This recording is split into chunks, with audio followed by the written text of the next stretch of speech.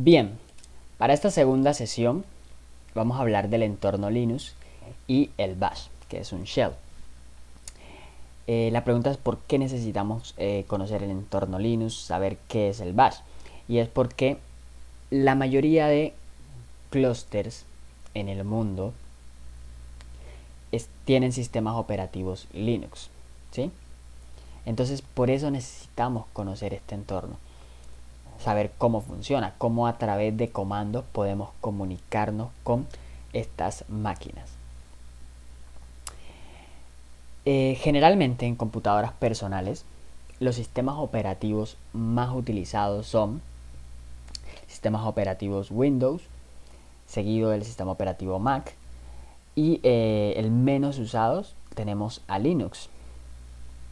Sin embargo, en clúster de computadora, el sistema operativo más usado es Linux para programar estos clústeres de computadoras, y entre los menos usados que ha ido en desuso tenemos Windows. Sí, todavía encontramos clústeres programados con Windows, con sistemas operativos Windows, pero ya ha ido en desuso y la mayoría está programado con Linux.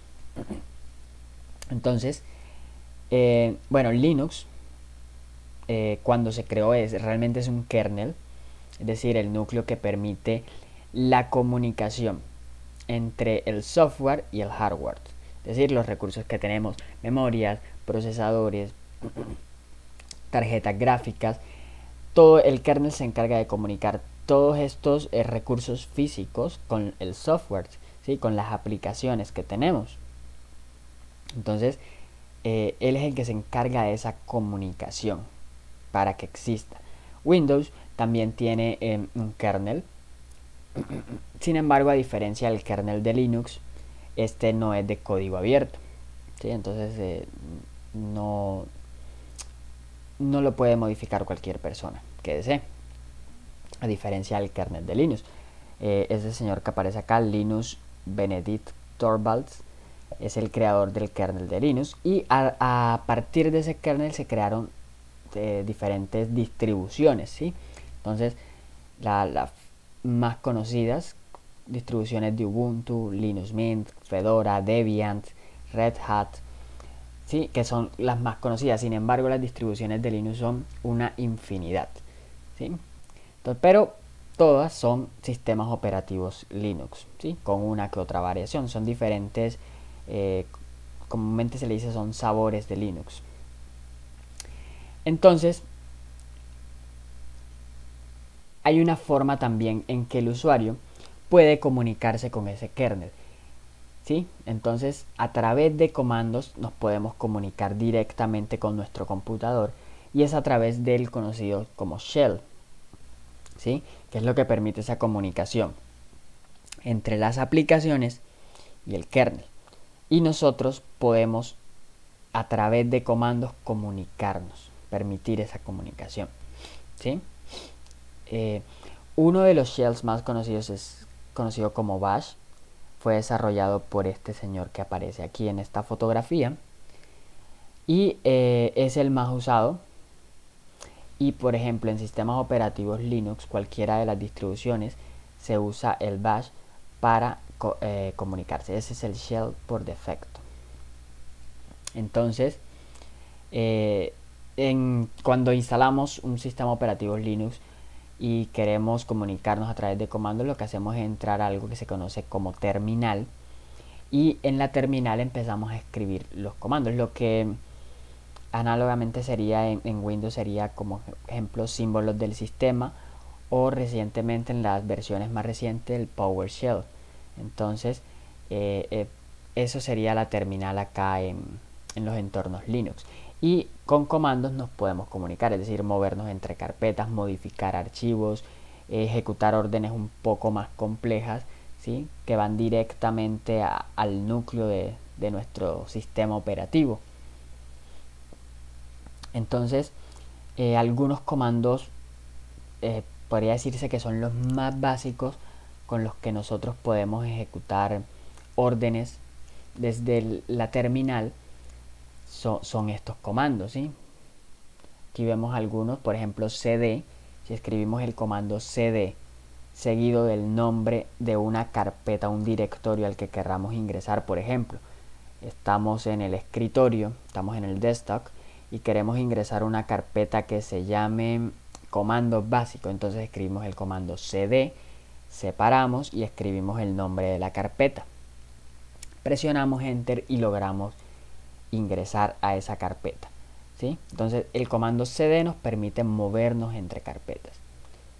Ahora, si nosotros queremos volver de esa carpeta a la cual ingresamos, que se llama comandos básicos, que está en el escritorio, lo que hacemos es escribir cd, separamos y dos puntos.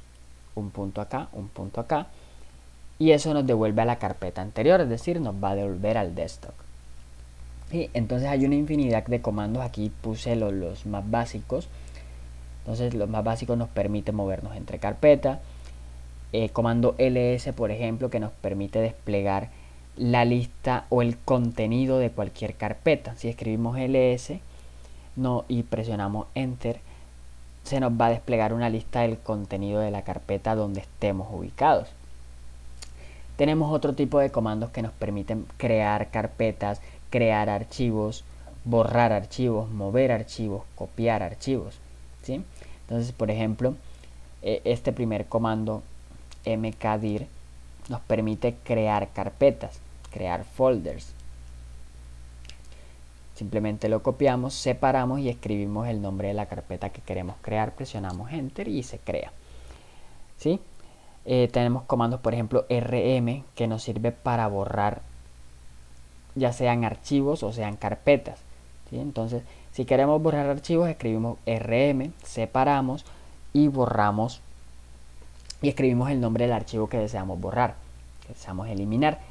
Y si queremos borrar carpetas, hacemos el mismo proceso, pero después de rm separamos y colocamos este argumento que es un guión medio con una R en minúscula, y de esa manera vamos a borrar un folder. Otros comandos, por ejemplo, para mover o cambiar el nombre de un archivo. Entonces se llama mv. Separamos, escribimos el nombre de la carpeta o el archivo que deseamos mover, separamos y ponemos la carpeta donde la vamos a enviar, el destino, la ruta de la carpeta donde queremos enviar ese archivo. Si queremos cambiar el nombre, pues, por ejemplo, de una carpeta, escribimos mv, el nombre de la carpeta, el nombre original, separamos y escribimos el nombre que queremos ahora para nuestra carpeta o nuestro archivo. También funciona para archivos. Comando cp, que nos sirve para copiar documentos o copiar carpetas. Cat, head, tail, que pues esto nos sirve para visualizar el contenido de algún documento, ¿sí? Entonces este primero que está acá nos sirve para visualizar las primeras líneas de un documento. Podemos especificar cuántas líneas. Y este que está aquí nos sirve para visualizar las últimas líneas de un documento, que posiblemente lo vamos a estar utilizando mucho. Todos estos comandos posiblemente los vamos a estar utilizando mucho al momento de utilizar los clústeres de computadora. Bien, y esto comando, o bueno, no es un comando, es un programa que se ejecuta a través de comandos, que es indispensable para trabajar en los clústeres, en el clúster, y es para crear archivos y editar el contenido de los archivos que creemos, ¿sí? En cualquier formato, en cualquier extensión que tenga el archivo, ¿sí? Es un editor muy potente. Y es BIM. Ahora, la instalación de este software se puede hacer desde la terminal a través de comandos, para lo cual aquí está la secuencia de comandos que debemos colocar para poder hacerlo. Dependiendo de la distribución que tengamos de Linux, se va a ejecutar de una u otra manera. Pero este comando donde aparece una X, entonces vamos a sustituir, por ejemplo, si estamos en Ubuntu, ponemos apt-get Si estamos en Fedora, DNF. Si estamos en CentOS, yum, separamos -y. Entonces, y el resto de comandos sí es igual, sudo installed y el nombre de lo que vamos a instalar, en este caso Vim. ¿Sí? Presionamos enter y dejamos que la instalación ocurra. Una vez que ha instalado, entonces ahí sí podemos entrar a editar, a crear, a eliminar archivos con Vim. Entonces, para crear un archivo con Vim, ejecutamos el comando vim en minúscula las letras y, por ejemplo, le ponemos este nombre, primer archivo.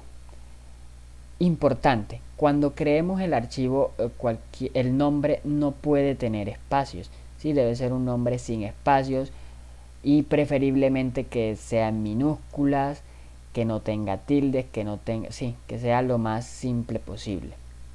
Preferiblemente es lo mejor, ya que posteriormente esto nos va a evitar problemas cuando se esté encontrando el archivo o se esté ejecutando el archivo por otro software, que ya lo vamos a ir entendiendo a medida que avancemos en esto. Ahora, la extensión del archivo, por ejemplo, puede ser .txt, .sh o cualquier extensión. Va a depender de qué tipo de archivo estemos creando, ¿sí? Simplemente es poner ese punto algo, presionar enter y se va a abrir nuestro archivo con esa extensión. Para editar, una vez que ya hayamos creado nuestro archivo y estemos dentro de él, para editar presionamos la tecla I. Presionamos la I y ahora podemos editar. Abajo en la pantalla nos debe aparecer algo que dice insertar. Y ya con eso podemos empezar a escribir en nuestro documento, a programarlo, a llenarlo de comentarios, etcétera, lo que vayamos a hacer dentro del documento. Y una vez tengamos esto listo, lo que procedemos es a guardar y a cerrar. Entonces, para guardar en Vim, presionamos la tecla de escape que se encuentra en la parte superior izquierda del teclado generalmente. Después que presionamos esa tecla, escribimos dos puntos, así como aparece acá, y escribimos la W y presionamos enter. Y ya con eso hemos guardado lo que acabamos de editar. Y para salir hacemos el mismo proceso, presionamos escape, más dos puntos, pero esta vez ponemos una Q. Y presionamos enter y de esa manera salimos, cerramos el programa, cerramos Vim. Y ya podemos ver que nuestro archivo está creado y tiene el contenido que acabamos de guardar. Estos dos procesos de guardar y cerrar podemos hacerlos simultáneamente. Escape, dos puntos, ponemos W y Q. Y de esa manera guardamos y cerramos. ¿Sí? Entonces, en la parte práctica vamos a ver con mucho más detenimiento esto. Vamos a crear archivos, vamos a guardar, vamos a no guardar archivos. Es decir, si editamos algo que no queremos, lo que hacemos es no guardar el archivo. También hay un comando para eso. Entonces vamos a verlo con mayor detalle y con calma, porque Vim es importante y es muy indispensable al momento de crear archivos para ejecutar en el clúster, porque todo va a funcionar a través de comandos y no vamos a tener un entorno gráfico que podamos abrir programas como, por ejemplo, LibreOffice, que podemos abrirlo con un clic y escribir lo que necesitamos escribir. ¿Sí? Entonces Vim es mucho más potente porque podemos poner cualquier extensión. Y bueno, con esto iniciamos la tercera sesión.